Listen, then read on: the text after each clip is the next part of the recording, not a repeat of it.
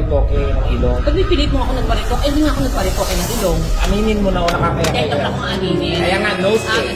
oo. Donate na nose. In line with that, donate at yun doon. Yung dahil namin magandang ilong.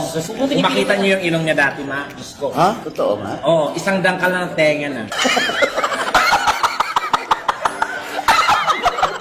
Tapos ang yabang, gumanda naman. Di ba ang ayos naman ng outcome? Ayaw niya aminin. Gusto niya inborn. Ang sarap buhin. Alam mo, Tekla, gusto ko na sabi sa'yo na yung mga sinasabi mo, puro kasi ng alin. Yes. Diba? Paritoke. Ako nagparitoke. Nagparitoke. Sigurado ka ako? Ikaw. Kaya nga ako nga. Paritoke Oo ka. nga, pinipilit mo ako. O, ikaw. So, ako nga. Ako nagparitoke. Ako. Sino gusto mo kami? Tarantado pala ito eh. Kumbinsin mo yung mga tao dito na kami nagparitoke. Kung kami nagparitoke, buhay pa kayong doktor gumawa. Ano to? Anesthesia lang? O kung makatawa ka naman? Ano yung sa'yo promo? Ay, ko na pagkakanuwa.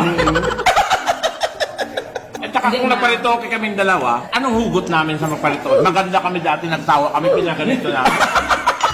Ngayon din namin may balik. Bobo.